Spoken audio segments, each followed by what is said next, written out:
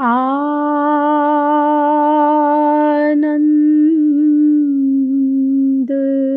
मानंद कर प्रसन्नम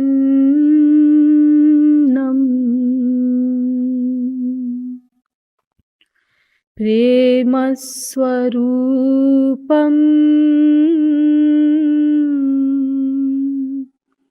ब्रज भाव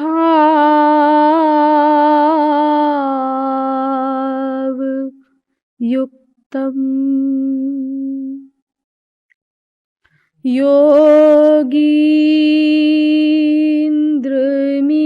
योगीन्द्रमीड्यम भवरोग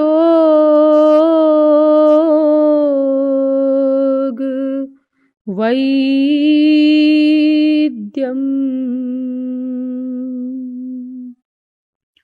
गुरुं कृपालुं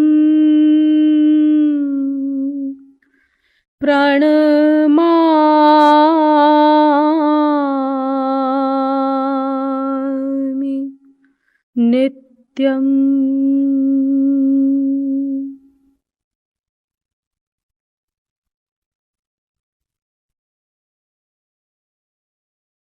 जिज्ञासु जीवात्माओं, दैनिक नियमानुसार पहले कुछ देर श्री भगवन नाम संकीर्तन कर लीजिए, पश्चात विषय प्रारंभ किया जाएगा।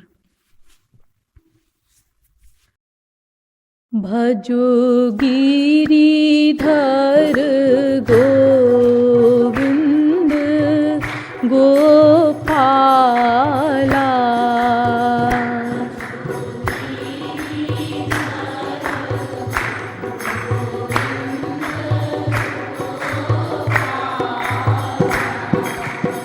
भजो गिरिधर गोविंद गोपाला,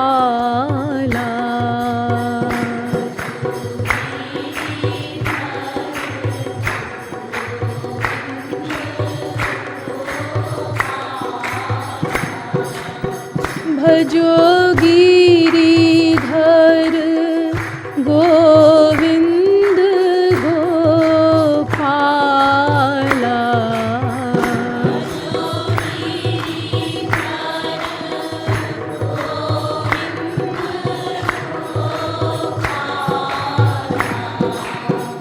भजो गिरिधर गोविंद गोपाला,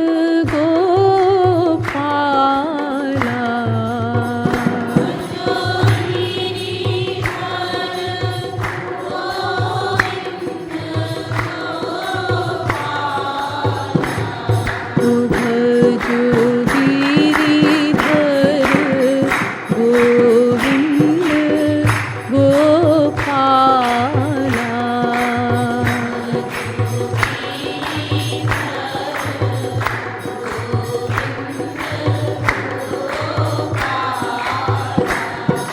भजो गिरिधर गोविंद गोपाला।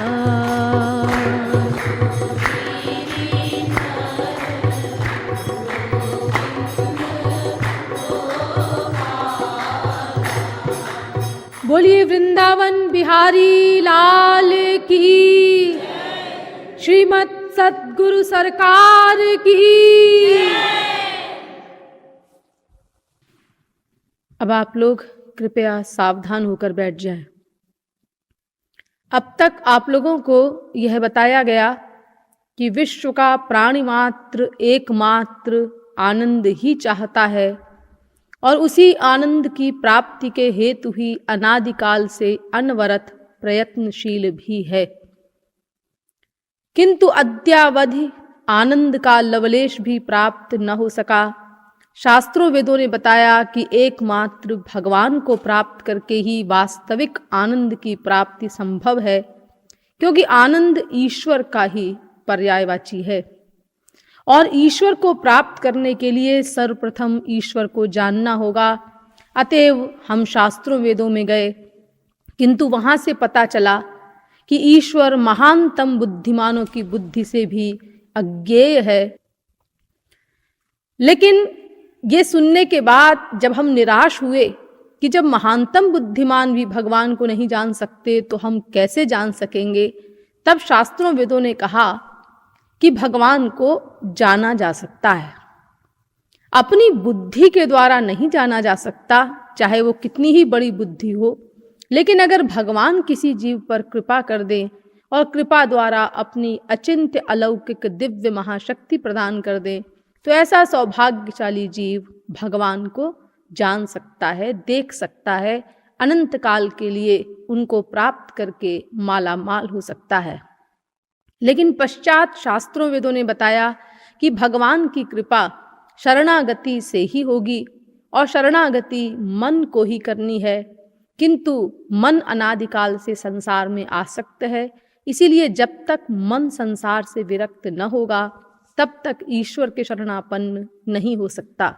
इसीलिए संसार के स्वरूप पर विचार किया गया और आपको बताया गया कि ब्रह्मलोक पर्यंत के ऐश्वर्यों में कुत्रापि सुख का लवलेश भी नहीं है।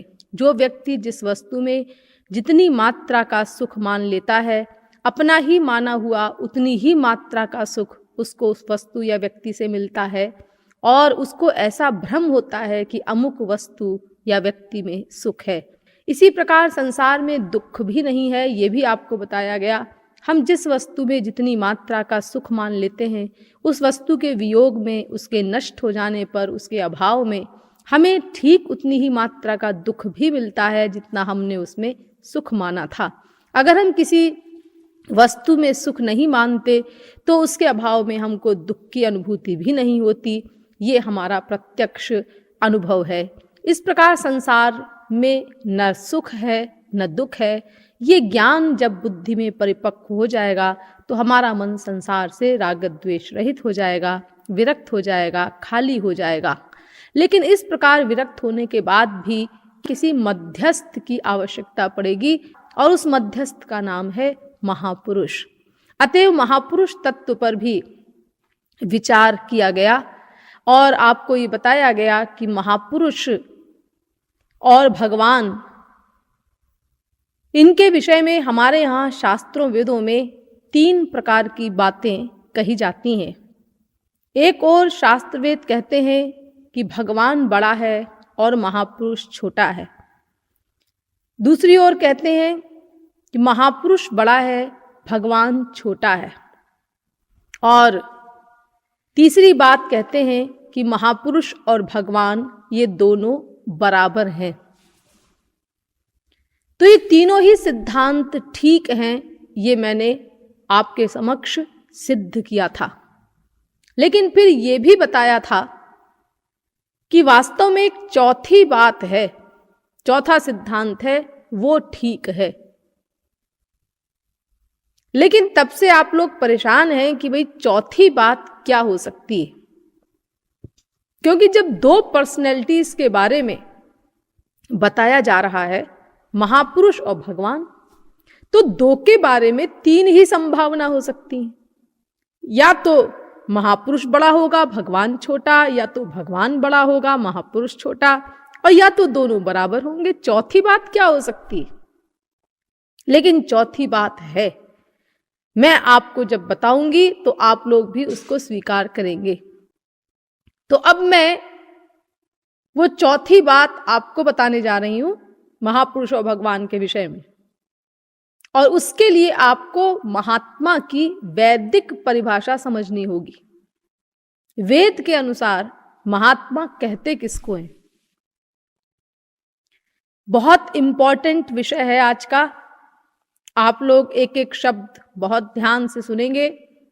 ये ऐसा इंपॉर्टेंट विषय है कि पूरी इंडिया में घूम करके, पूरे विश्व में घूम करके भी आप ये विषय नहीं सुन सकते। अगर कहीं सुनेंगे तो वो हमारे महाराज जी या उनके प्रचारकों के मुख से ही सुनेंगे। इतना इंपॉर्टेंट विषय है ये। करोड़ों कल्प स्वयं शास्त्र वेद पढ़ें तो भी ये तत्व ज्ञान नहीं प्राप्त हो सकता जो मैं आज आपको देने जा रही हूं गुरु कृपा से। क्योंकि महापुरुष के विषय में हमारे शास्त्रों में बड़ा गोलमाल है सब, और ये सबसे इंपॉर्टेंट टॉपिक है। हम जितनी बातें आपको बताते हैं या बताएंगे, वो बताएंगे सब शास्त्रों से ही, लेकिन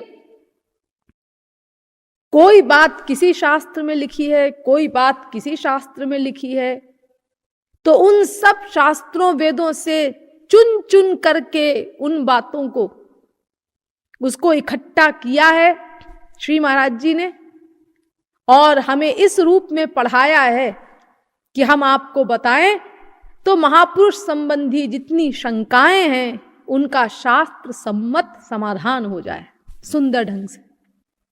इसीलिए तत्वज्ञान बड़ा दुर्लभ है, अतएव बहुत ध्यान से आप लोग सुनेंगे।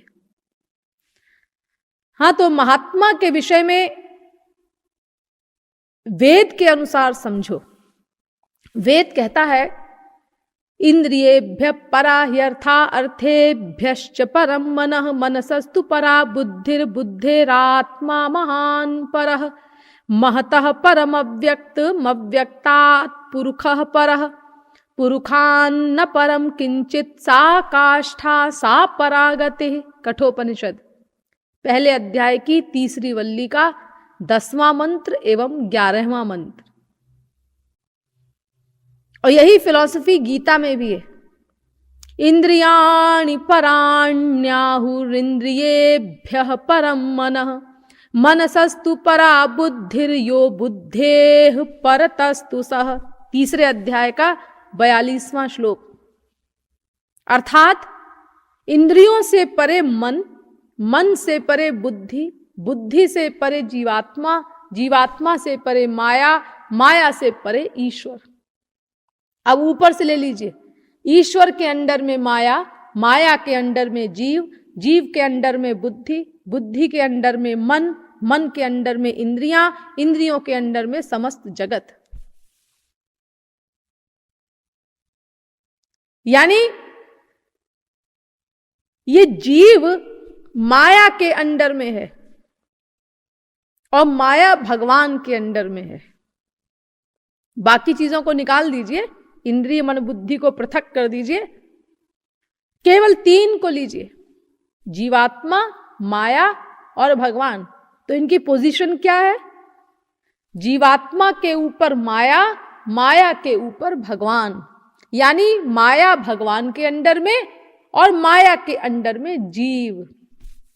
मायावश्य जीव अभिमानी ईशवश्य माया गुण खानी। तो ये माया जो जीव के ऊपर हावी है, इसके विषय में वेद कहता है अजामेकाम लोहित शुक्ल कृष्णाम बहवीह प्रजाः सृजमानाम स्वरूपाः अजो ये को जुषमाणो नुषेते जहात्येनाम भुक्त भोगामजोन्यः। श्वेताश्वतरोपनिषद 4थे अध्याय का 5वां मंत्र। ये माया तिरंगी है, 3 रंग वाली है, सफेद, लाल और काला।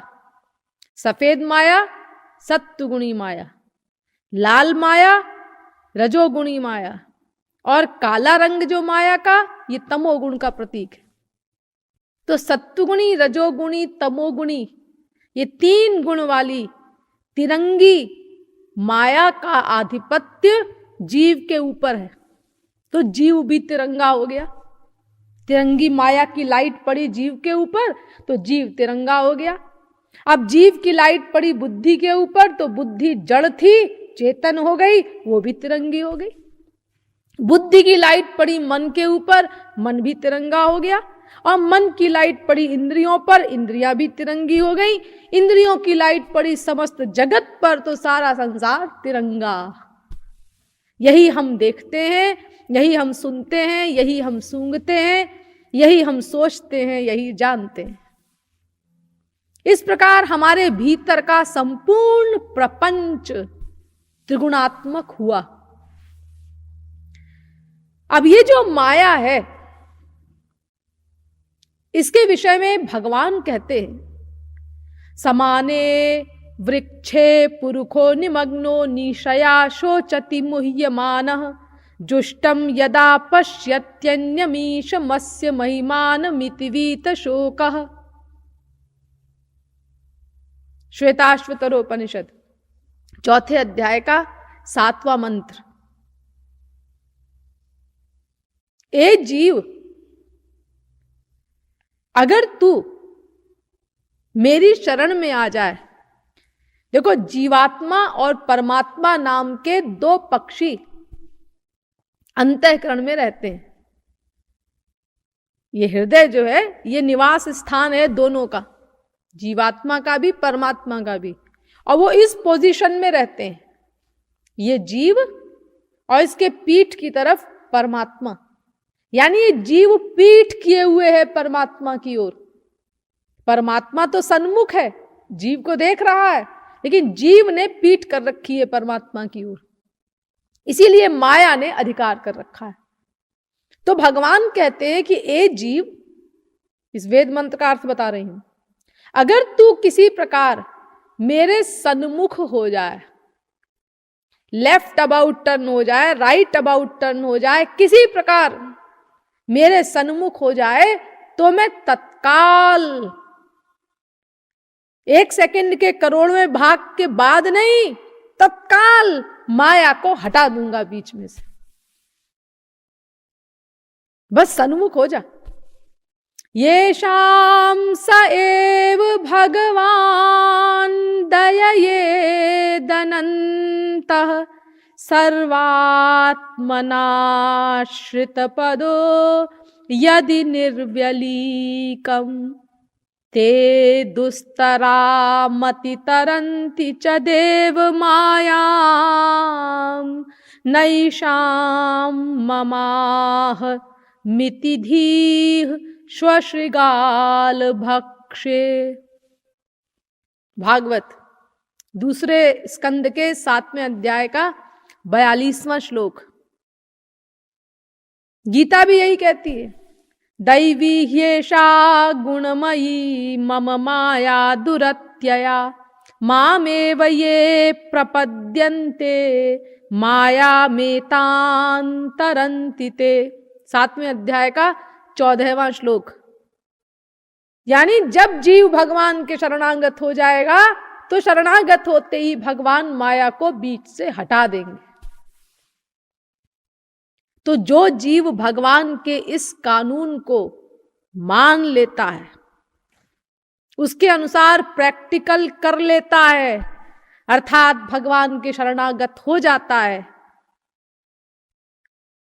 अब जब शरणागत हो गया तो अकर्ता हो गया, तो भगवान अपने वायदे के अनुसार ये माया बीच से हटा देते हैं। अब जब माया बीच से हट गई तो क्या हो गया? अब भगवान गवर्नर हो गया जीव का, क्योंकि जीव तो शरणागत हो गया। और शरणागति माने कुछ न करना, ये मैंने सिद्ध किया था आप लोगों के समक्ष। न अच्छा न बुरा, कुछ न करने का नाम शरणागति। तो जीव तो अकर्ता है, लेकिन अंतःकरण जो है ये करता है। तो जब ये अंतःकरण कुछ ना करने की अवस्था पर पहुंच जाता है, तो इस अंतःकरण का अध्यक्ष है जीव। इसलिए कहा जाता है कि जब जीव अकर्ता हो जाता है, तो फिर भगवान उसके कर्ता बन जाते हैं। तो जीव तो अकर्ता हो गया, अब भगवान उसका गवर्नर बन गया। माया तो हट गई बीच में से, हाँ, अब भगवान गवर्नर हो गया। तो भगवान की लाइट पड़ी जीव के ऊपर, जीव की लाइट पड़ी बुद्धि के ऊपर, बुद्धि की लाइट पड़ी मन के ऊपर, मन की लाइट पड़ी इंद्रियों पर, इंद्रियों की लाइट पड़ी सारे संसार पर। तो सारा संसार भगवन्मय हो गया। सब सर्वं खल्विदं ब्रह्म, वेद कहता है। ईशावास्यमिदग्वं सर्वं, ईशावास्योपनिषद का पहला मंत्र, पुरुष एवेदग्वम सर्वम यत् भूतम यच्च भाव्यम। श्वेताश्वतरोपनिषद तीसरे अध्याय का 15वां मंत्र, सर्वं पुरुष एवेदं भूतं भव्यं भवच्चयत् तेनेदमावृतं विश्वं वितस्तिमधितिष्ठति। भागवत दूसरे स्कंद के 6वें अध्याय का 15वां मंत्र।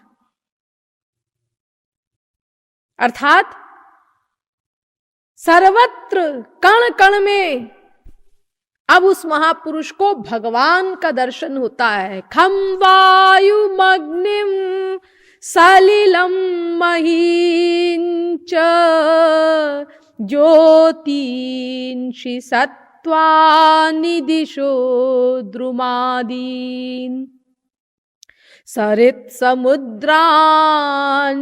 हरेः शरीरं यत्किंच भूतं प्रणमेद नन्यः। भागवत 11वें स्कंद के दूसरे अध्याय का 41वां श्लोक। अर्थात सिय राममय सब जग जानी उमाज राम चरण रत विगत काम मद क्रोध निज प्रभुमय देखहि जगत कासन करहि विरोध। सर्वत्र अपने इष्टदेव का दर्शन करता है वो। राममय हो गया, श्याममय हो गया संसार अब उस महापुरुष के लिए। यानी अब कोई गंदी चीज नहीं रह गई कि ये पवित्र है, ये अपवित्र है, ये अच्छी चीज है, ये बुरी चीज है, ये मंदिर है, ये मैखाना है। ऐसा नहीं रहा उस महापुरुष के लिए। ये मंदिर है, यहां प्रणाम करो, यहां जाओ, मैखाने की तरफ मत जाओ। ऐसा सिखाते हैं ना संसार में लोग बच्चों को, हे मंदिर है, यहां भगवान रहते हैं। ये नहीं सिखाते कि भगवान सब जगह रहते हैं, सर्वव्यापक हैं भगवान। ये सिखाना चाहिए ना। अरे कौन सी ऐसी जगह है जहां भगवान नहीं है? देश काल दिशि विदिशहु माही कहहु सो कहां जहां प्रभु नाही। सर्वत्र है वो, तो सर्वव्यापक होना पड़ता है भगवान को। एको देवः सर्वभूतेषु गूढ़ः सर्वव्यापी सर्वभूतांतरात्मा कर्माध्यक्षः सर्वलोकाधिवासः साक्षी चेता केवलो निर्गुणश्च। श्वेताश्वतरोपनिषद 6वें अध्याय का 11वां मंत्र। मया ततमिदं सर्वं जगदव्यक्तमूर्तिना। गीता, मैं सर्वत्र व्याप्त हूं। राम ब्रह्म व्यापक जग जाना परमानंद परेश पुराना। रामायण। व्यापक व्याप्य अखंड अनंता अखिल अमोघ शक्ति भगवंता। सोई राम व्यापक ब्रह्म भुवन निकाय पति मायाधनी। सर्वव्यापक है भगवान। अस कपि एक न सेना माही राम कुशल जेहि पूछी नाही। यह कछु नहीं प्रभु के अधिकाई विश्व रूप व्यापक रघुराई। तो भगवान तो सर्वव्यापक है।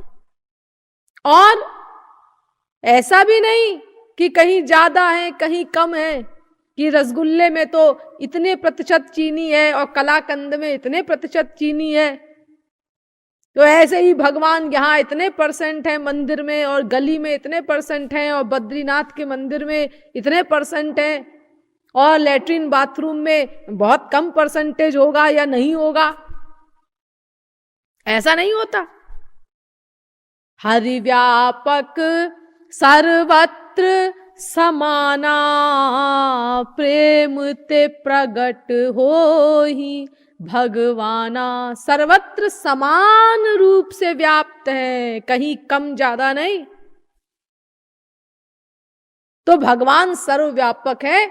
ऐसा नहीं कि हाँ मंदिर में ही भगवान है, वरना तो जो लंगड़े लोग हैं, अपाहिज हैं, उन्होंने तो हड़ताल कर दी होती।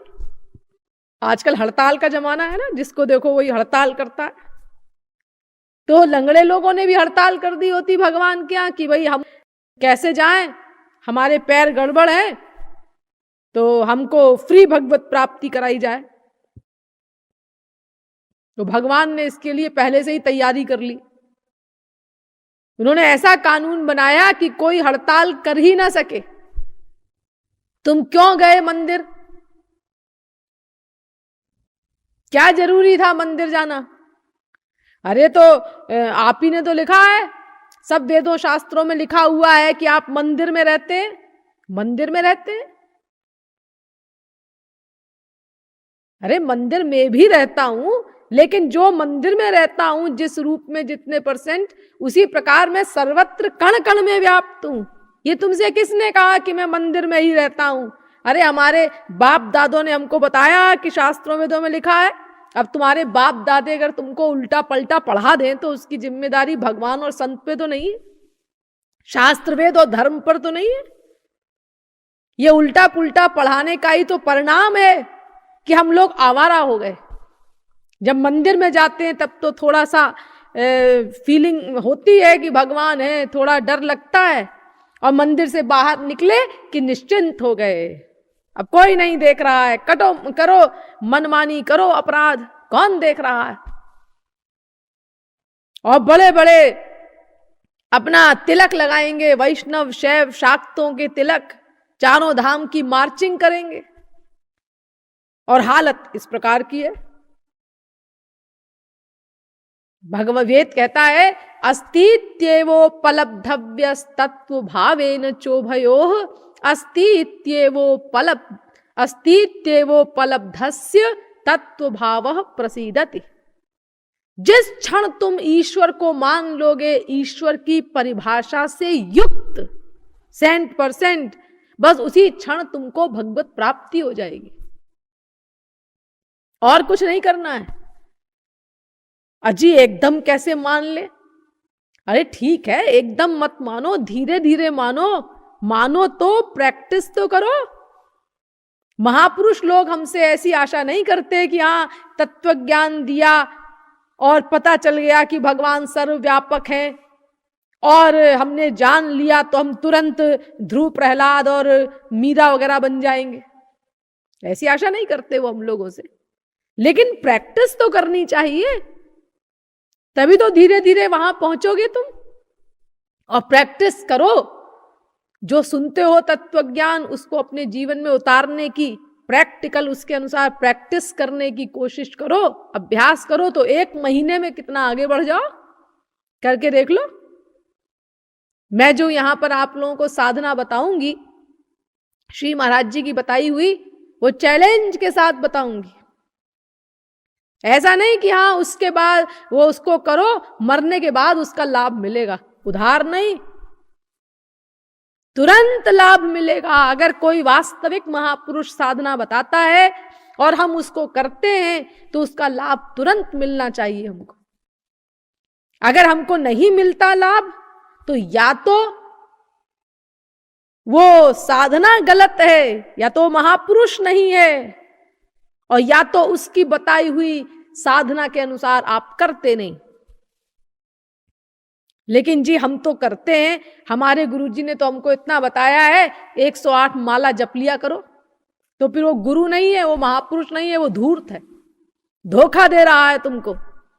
अजी गुरु को धूर्त कैसे कहें? ठीक है मत कहो, लेकिन जब मरने के बाद नरक जाएगा गुरु, तो तुम भी जाना पीछे पीछे उसके नरक। वो गलत मार्ग बताता है तुमको और तुम उसको मानते हो, तो फिर तुमको भी वो परिणाम भोगना होगा। लेकिन जी अब तो जो होना था सो हो गया। क्या होना था? अब तो कान फुका लिया हमने, गुरु बना लिया। जो होना था हो चुका। अरे होना था हो चुका।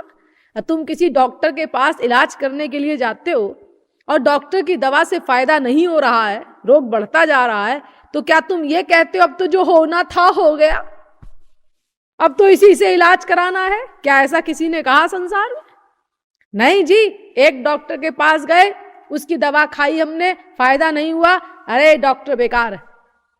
उसके पास चलो, मुखर्जी के पास, बनर्जी के पास, अब उसकी भी दवाई खाई हमने, इससे भी फायदा नहीं हुआ, अब चलो तीसरे डॉक्टर के पास चलो। अरे हमने किसी डॉक्टर के नाम पट्टा थोड़ी ना लिखाया हुआ है, हमको अपने फायदे से मतलब है। हम तो 4-6 डॉक्टर्स का कमीशन भी बैठा सकते हैं। क्या कोई कह सकता है कि मैं नहीं आऊंगा? अरे वो नहीं आएगा तो दूसरे आ जाएंगे। ये कौन सा सिद्धांत है कि चाहे दवा से फायदा हो रहा हो चाहे ना हो रहा हो, नुकसान ही हो रहा हो, और डॉक्टर कहे तुमको ये खानी ही पड़ेगी, मेरा ही इलाज कराना पड़ेगा, चाहे तुम मरो चाहे जियो। तो इस प्रकार जब जीव का गवर्नर भगवान हो जाता है तो सारा संसार उसको भगवनमय दिखाई देता है। जब माया की लाइट पड़ रही थी तो भगवान और महापुरुष भी माइक दिखाई दे रहे थे, और संसार तो माइक था ही। लेकिन जब भगवान की लाइट पड़ी तो संसार में भी, इस तिरंगे संसार के कण कण में भी सर्वत्र वो महापुरुष भगवान का अनुभव कर रहा है, और भगवान तो भगवान है ही। जब चश्मा लगाया हरे रंग का तो सफेद चीज भी हरी दिखाई पड़ रही है, और हरी तो हरी है ही। जब चश्मा लगाया नीले रंग का तो और चीजें भी नीली दिखाई पड़ रही हैं, और नीली वस्तु तो नीली है ही। ऐसे ही जब तक माया का चश्मा लगा है हमारी आंखों पर, हमारे अंतःकरण रूपी आंख पर, तब तक भगवान और महापुरुष को भी हम सत्वगुणी, रजोगुणी, तमोगुणी देखते हैं, और संसार तो त्रिगुणात्मक है ही। जब भगवान अवतार लेकर के आए और हम लोगों ने उनको देखा, राम आए, कृष्ण आए, कैसे देखा? जिनके अंदर सत्वगुण हावी था, सत्वगुणी लोगों ने, उन्होंने जजमेंट दिया, भगवान भगवान तो नहीं यार, ठीक है, अच्छे हैं, काबिल हैं, हमसे अच्छे हैं, हमसे काबिल हैं, ऐसा निर्णय दिया उन्होंने। और रजोगुणी लोगों ने देख के क्या कहा? कोई खास बात तो नहीं है, जैसे अपन है ऐसे ही है। और तामस लोगों ने, तमोगुणी लोगों ने उनको भयानक और कुरूप देखा। विदूषण प्रभु विराट मय दिशा, बहुमुख कर पग लोचन सीसा। सब पढ़ा होगा आप लोगों ने, सुना है जनक की सभा का हाल। तो ये कब हुआ? जब माया का चश्मा पहन रखा था हमने, और जब वो चश्मा उतर गया और भगवान का चश्मा मिल गया, स्पिरिचुअल पावर मिल गई हमको। तेषाम सतत युक्तानाम भजताम प्रीतिपूर्वकम ददामि बुद्धि योगम तम ये नमामुपयान्ति ते। गीता 10वें अध्याय का 10वां श्लोक। जब स्पिरिचुअल पावर मिल गई, भगवान की बुद्धि मिल गई, भगवान गवर्नर हो गया, तो फिर संसार के परमाणु परमाणु में भी सर्वत्र भगवान का दर्शन हो रहा है, और भगवान तो भगवान है ही। अगर आप लोग कहें या सोचें कि भाई ये तो भावना ऐसी हो जाती होगी महापुरुष की, भावना की बात है, तो ये भावना भावना नहीं, ये वास्तविकता है। हम लोग जो महापुरुष और भगवान में माया देखते हैं, उनको अपने समान माइक समझ लेते हैं, ये हमारा भ्रम है, साइकोलॉजिकल बीमारी है, ये हमारा आइडिया है। क्योंकि महापुरुष और भगवान में माया है नहीं, वो तो परे है त्रिगुण से। त्रिभिर्गुणमयैर भावैरेभिः सर्वमिदं जगत् मोहितं नाभिजानाति मामेभ्यः परमव्ययम्। गीता 7वें अध्याय का 13वां श्लोक। मैं त्रिगुण से परे हूं, लेकिन ये त्रिगुण के अंडर में रहने वाले लोग ये मुझे समझ नहीं पाते, मुझे भी अपने समान त्रिगुण के अंडर में समझते। तो महापुरुष और भगवान तो माया से परे हैं, मायातीत हैं। विलज्जमानया यस्य स्थातुमीच्छा पथे मुया, भागवत 2 स्कंद के 5वें अध्याय का 13वां श्लोक। सामने खड़ी नहीं हो सकती माया महापुरुष और भगवान के, लेकिन हम उनको माया के गुणों से युक्त देखते हैं, तो ये हमारा भ्रम है। लेकिन जो महापुरुष इस संसार के परमाणु परमाणु में भगवान का दर्शन करता है, ये भ्रम नहीं है, ये फैक्ट है, वास्तविकता है। क्योंकि वास्तव में संसार के परमाणु परमाणु में भगवान व्याप्त है, ये कल्पना नहीं। अब वो माया का चश्मा हट गया, पर्दा हट गया, तो सर्वत्र उस फैक्ट का अनुभव हो रहा है महापुरुष को।